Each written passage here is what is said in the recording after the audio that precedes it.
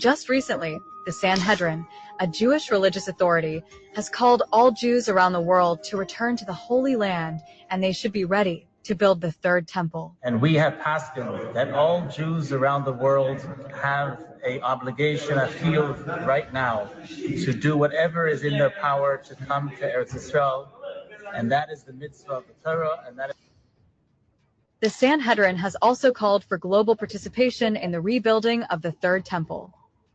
They have reached out to world leaders, including Russian President Vladimir Putin and the current U.S. President Donald Trump, urging them to support the rebuilding the third temple.